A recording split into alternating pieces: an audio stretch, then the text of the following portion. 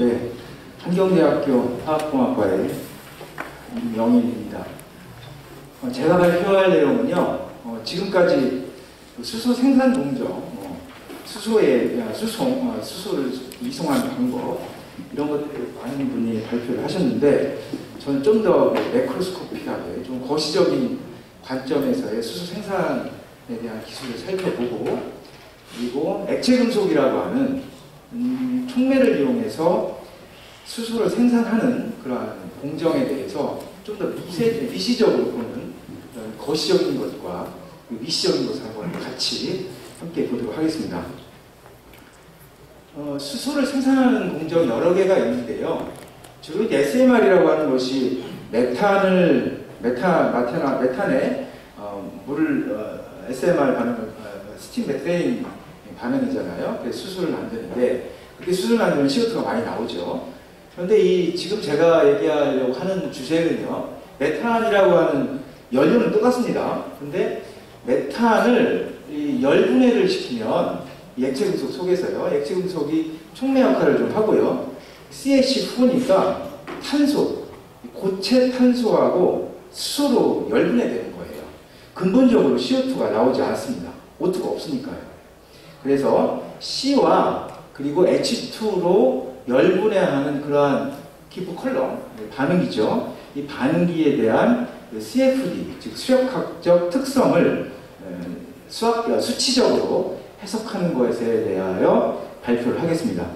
이 연구는 한국 생산기술연구원과 함께 진행을 했고요. 지금까지 많이 보셨겠지만 2020년도에 약 1억 톤에 가까운 수소 수요가 2050년도에는 약 5억 톤으로 증가할 것으로 예상이 되고요. 결국 5배 정도 증가할 것으로 보고 있습니다. 이건 전 세계적인 거고요. 우리나라에서는 현재 2018년도 기준에 13만 톤이죠. 연간 13만 톤의 수소가 소요가 되고 있는데, 약 2040년도에는 50배가 증가해서 약 500만 톤 정도가 한국에서 필요하지 않나 지금 예측을 하고 있습니다. 이 수소를 생산하는 방법이 여러 개 있는데, 지금 제가 보여드리는 것은 로우 카본 수소 생산이에요. 그러니까 CO2를 저탄소 수소 생산 공정인데, 아무리 수전해라 할지라도 이거는 CO2가 안 나온다고 하는 것은 말이 안 됩니다. 무조건 CO2는 나오게 돼 있고요. 아무리 수전을 한다 하더라도 여러 공정에서. 그러면 이 로우 카본, 그 저탄소 수소 생산 공정을 한번 보면은 SMR 같은 것들은 좀 전에 말씀드린 것처럼 CO2하고 이제 수소가 무조건 나오게 돼 있어요. 현재 지금 50%를 SMR로 생산하고 있습니다. 여기에 CCS를 달면 저탄소가 되겠죠.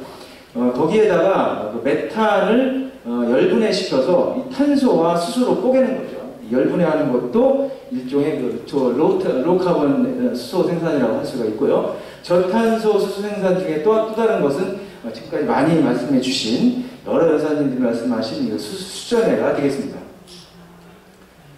그래서 이런 공정들이 이 수소를 생산하는 공정 자체가 에너지가 많이 들어가는 공정입니다. 그래서 지금 보시는 바와 히트라든가 플라즈마, 전기죠. 이런 것들이 들어가야만이 이 수소가 생산이 되고요. SMR 같은 경우에 CCS를 포함해서 하면은 최소한 50%의 비용 추가가 되는 거고요. 지금 보시는 네 가지 공정, 제가 이제 저탄소 수소 생산 공정이라고 했는데요. 첫 번째가 SMR에 이제 CO2를 CCS가 포함되는 것들, 포함한 공정, 그리고 물 수전의 공정, 그리고 제가 지금 이번에 발표하려고 하는 액체금속 속에서 메탄을 열분해하는 공정, 그리고 플라즈마로 메탄을 열분해하는 공정도 존재합니다. 이런 것들에 대해서 하나, 둘, 셋, 네 개죠. 네 개 공정에 대해서 아주 건조하고 우리가 아주 기초적으로만 분석을 하면, 기본적으로 이 반응열이라는 게 있잖아요. 반응열이요. 보세요. 와터는 이 SMR의 몇 배입니까? 7배죠. 7배 에너지가 들어갑니다. 플라즈마를 갖고 하면은 이건 와트 이 수전에보다도 더 많은 에너지가 필요합니다. 그런데 이 연력학적으로만 반응열 측면에서만 보면은 그래도 메탄에서 C와 H2를 떨어뜨리는 것이 그나마 좀 이익이 되고 있습니다. 또 다른 것을 분석해보면 만약에 여기서 이제 CO2를 안 잡고 그냥 순수하게 CO2가 나오는 것만 저희가 본다면요. SMR 같은 경우에는 1kg의 수소당 6.6kg의 순수하게 이거는 열 손실 같은 게 없이 순수하게 나오는 이론적으로 나오는 CO2 양이에요. 이 정도 나오고요. 다른 것들은 와터 일렉트롤라이시스가 안 나올 것 같죠? 안 나옵니다. 안 나온 것처럼 보이지만 여기에 들어가는 에너지를 만약에 뭐 내추럴 가스라든가 퓨얼로 쓰게 되면은 24kg씩이나 나오게 되고요. 하지만 몰튼 메탈이 그 경우에는 얘도 이제 전기를 물론 태양광 쓰면 CO2 프리라고도 얘기할 수 있는데 이런 전기를 퓨얼로 쓴다 그러면 포sil 퓨얼로 화석연료로 쓴다 그러면 한 1kg 정도. 그리고 이 플라즈마 같은 경우에는 전기량이 너무 많이 들어가기 때문에 CO2 프리도 가능하지만 더 많은 CO2가 배출이 됩니다. 그래서 이러한 네 가지 공정들을 기술 수준은 어떻고 그리고 연력학 수준은 어떻고 환경 CO2의 배출량은 얼마나 되고 이 경제성, 이 생산 비용은 얼마나 되는지를 한번 이 파이 그래프를 그려보면 이게 검은색으로 되어 있는 것이 이제 SMR이 되겠습니다. SMR만큼의 면적이 넓은 게 좋아요. 이런 면적이 넓은 쪽으로 본다면 저희가 지금 제가 발표를 하는 것은 이게 물론 SMR이 아직까지는 좀 부족한 면이 있지만 액체 금속을 통해서 수소를 생산한다면 이 빨간색 정도의 면적을 확보할 수 있지 않을까라는 저희가 분석을 했습니다. 근데 가장 큰 문제는 액체 금속이 이 금속의 액체로 유지하려면 고온이어야겠죠. 그리고 그 반응기가 만만치가 않습니다. 이런 기술 수준이 가장 약한 것이 단점으로 지금 꼽히고 있습니다. 지금까지 서론이었고요. 지금부터 제 발표를 하겠습니다. 발표는 다음 순서와 같고요. 만약에 내추럴 가스를 통해서 액체 금속을 통해서 수소를 생산한다면 이 전체 그 큰 공정을 본다면 이제 내추럴 가스에는 여러 가지 불순물이 있기 때문에 전처리가 필요합니다.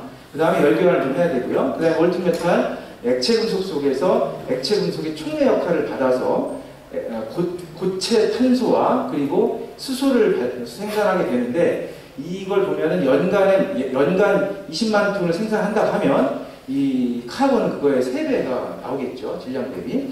카본이 상당히 많이 저희가 생산할 수가 있는데 이 카본이 CO2가 아니에요. 그냥 고체입니다. 그렇기 때문에 CO2로부터 이건 바로 그냥 매립하면 되는 거니까 상당히 CO2에서 좀 자유로운 그런 공정으로 생각이 됩니다. 우팜이라고 2017년도에 사이언스의 이 공정에 대해서 이 버블 컬럼 반응기에서의 메탄 열분해 공정을 소개를 했고요. 생산기술연구원에서도 2018년, 2021년도 액체 금속 기포 컬럼을 통해서 수소 생산을 확인을 했습니다. 지금 저희 그래서 제 연구의 목표는 이러한 그 액체 금속 속에서 메탄이 들어가서 수소와 고체 탄소를 생산하는 공정에 대하여 이 그 버블 사이즈 이게 이 기포기 때문에 메탄이 기포로 이제 나오면서 기포와 액체의 금속의 촉매작용에 의해서 반응이 형성이 되기 때문에 이 기포의 크기가 결국 반응 표면적입니다.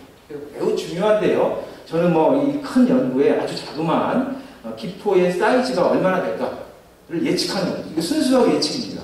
뭐 실험으로 측정하는 것이 아니고 하지만 충분히 검증된 CFD 모델을 통해서 버블의 크기를 예측하는 그러한 연구를 수행을 했습니다. 이 버프라고 하는데 버프는 볼륨 오브 플루이드예요. 오일러리안 CFD하고 좀 다른 면이 많이 있습니다. 이 실험 장치고요. 실험 장치에 들어가는 주석은 평상 우리 평원에서는 실온에서는 이렇게 은빛을 갖고 있고요. 지금 녹이려 한 200, 300도씨면은 녹습니다. 그래서 메탄이 이제 MFC를 통해서 메탄이 들어가고요. 프리히팅을 시키고요. 그 다음에 반응이 되고요. 그 다음 반응이 된 이 반응기는 1.1m의 볼 컬럼입니다. 그리고 이 NDIR을 통해서 성분을 측정을 하게 되겠습니다. 저희 그 볼륨 오브 플루이드 CFD 모델의 구조를 보면은 이게 이제 컨티뉴티 큐에이션에서 이곳에 얘가 이 시계에서 기체와 액체의 인터페이스를 트래킹하게 되어 있습니다. 그런 식으로 모델이 형성이 되어 있고 연속 방정식과 그 운동량 방정식을 이용해서 이걸 풀게 되면 이 기포가 이제 나와서 이 액체 금속을 통과하는 그러한 모습을 볼 수가 있습니다. 저희는 여기서 이제 기포의 크기를 저희가 예측하는 거고요. 그래서 처음에는 이제 매싱을 해야 합니다. 매싱이라고 하는 것은 계산 격자점인데 격자점이라 하면 계산점이에요. 이러한 계산점들을 확보를 해서 계산을 하는데 한 13개 정도의 케이스 스타디를 했어요. 근데 이 13개의 케이스 스타디의 운전 조건을 보면은 레놀즈 넘버와 웨버 넘버의 평면으로 보게 되면 보통 이제 인더스트리얼 그 산업용에서는 제팅 플로우 디자인을 사용합니다. 이렇게 좀 속도가 빠른 거죠. 하지만 저희는 실험은 아직 이 상태는 못 갔고요. 이 버블링 플로우 디자인이라고 해서 버블이 뽕알뽕알 나올 때 그러한 13개의 경우에 대해서 기포의 크기를 한번 예측해 보았습니다. 13개에 대한 운전 조건이라든가 여러 가지 모델 세팅을 이렇게 했고요. 그 다음에 피지컬 프로퍼티, 물성값들이 매우 중요합니다. 기체도 있고 액체도 있는데 특히나 그 주석 같은 것들은 보통 한 6,000, 비중이 물의 6배, 7배 정도 됩니다.